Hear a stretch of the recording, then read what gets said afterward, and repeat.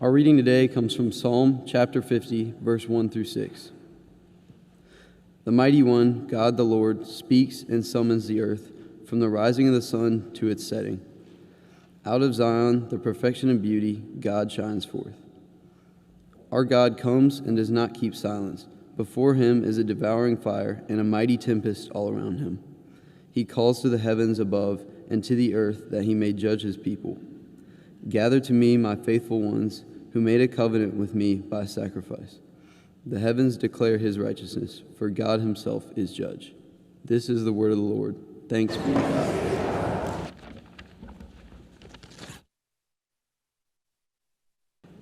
Our New Testament reading today comes from 2 Corinthians chapter 4, verses 3 through 6. And even if our gospel is veiled, it is veiled to those who are perishing. In their case, the God of this world has blinded the minds of the unbelievers to keep them from seeing the light of the gospel of the glory of Christ, who is the image of God.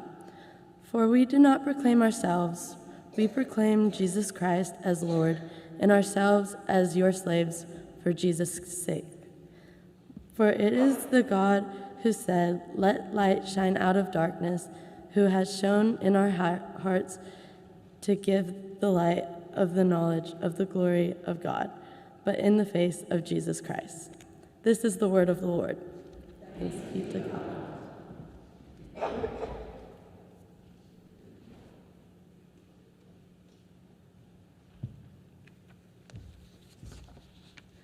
The Gospel reading is from the book of Mark, chapter 9, verses 2 through 9.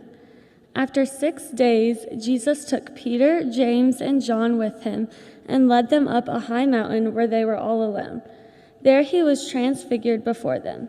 His clothes became dazzling white, whiter than anyone in the world could bleach them.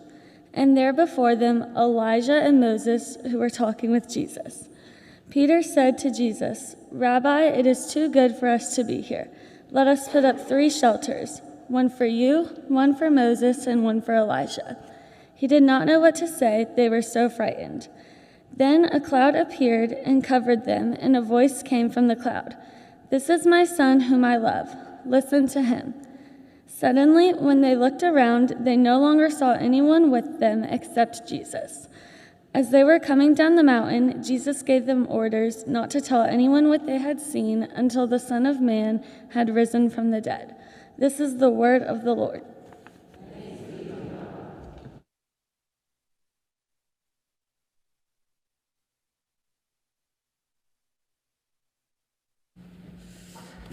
Hello, how's everyone doing today? It's nice to hear. My name is Alvord Apau-Kase.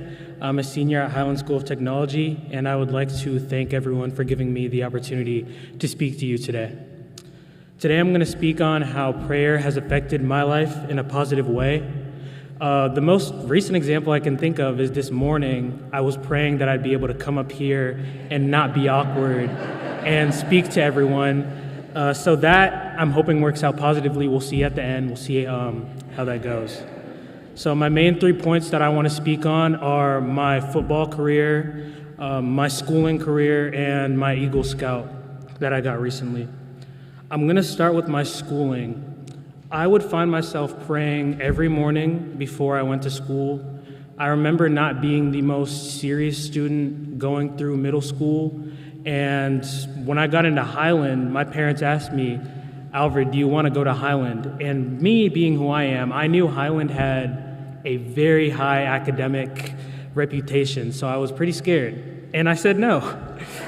I didn't think I would be at Highland. I said no, but my parents did what would be best for me, and they went ahead and applied me anyway. And I ended up at Highland. And every day, my freshman year, I prayed that I'd be able to get through that. My first day, I asked the teacher, "Is Highland's reputation as bad as it sounds?" She said yes, which ended up making me want to do better, and I wanted to reach those expectations that I had set for me. And I believe that prayer was what was able to get me to where I am today. I am coming onto my senior year. I've taken my academics incredibly serious, and I've done nothing but the best for myself academic-wise. Football. A lot of people know Highlands football team is not the greatest team in Gaston County. I can vouch. I went 0-30 in my high school career. I've never won a high school game in my entire life. There were a lot of trials and tribulation. It was tough, but prayer is what was able to get me to get up after that big hit, get up after that big run, and do what I needed to do on and off the field. I had an event happen to me that truly I needed to pray for. I had a teammate of mine pass away last February, and that was a really rough moment for me. And I don't think that I would have been able to get through it without praying to God, asking Him, helping Him, and just seeing, if He'd be able to help me out mentally. It was a really big thing for me. Our entire team came up with a tradition to gather around the number 2 on the field at the 20-yard line pregame, and we would do a team prayer. And that's my most prominent example. That's my favorite one that I like to bring up because that was the roughest one that I've ever had to go through. Now, the last example, this one might be the longest, my Eagle Scout. I was in Boy Scouts for about, give or take, 9-10 years. It's been a long road. I remember when I first started, one of our neighbors worked at the Boy Scout shop down the road, and he knocked on our door, and I saw the Boy Scout bags, and my first thought was, oh, he's selling us popcorn. I'm gonna get some popcorn today. And he came in the house, and that was I didn't know what was going on. As soon as I looked in the bags, my heart dropped because I saw 2 Boy Scout uniforms for my brother and I knew that this was happening in that moment, and I was gonna be a Boy Scout. It was a lot. I had to give up Tuesdays. There were a lot of things that I wanted to do with my friends that I wouldn't be able to do because I had to go on camping trips. I had to do youth Sundays. I had to do a lot of these as a Boy Scout. There was one a year, I believe, and I always had one of the big speaking parts. I guess I can't escape that because here we are today. Going into it, my first day, the common trend, I prayed. I prayed that I'd be able to go through this journey because I knew that it was a big journey that I was going into, and that Boy Scouts is not just a one-day thing. It usually takes multiple years to do and to go through. Getting my Eagle Scout was one of the scariest things that I've had to do because I wasn't sure if I was even going to be able to reach my Eagle Scout. I got my life rank around the COVID year, so that really did stunt everything that I was able to do, and it made everything very tough, but it was about how I handled it and how God helped me get back on my feet. I was persistent. I was able to get the project out of the way after a few months. I had to help my brother do his first, but we ended up getting to mine secondary, so we both got our Eagle Scouts, and I got a few palms as well because I had a good amount of merit badges.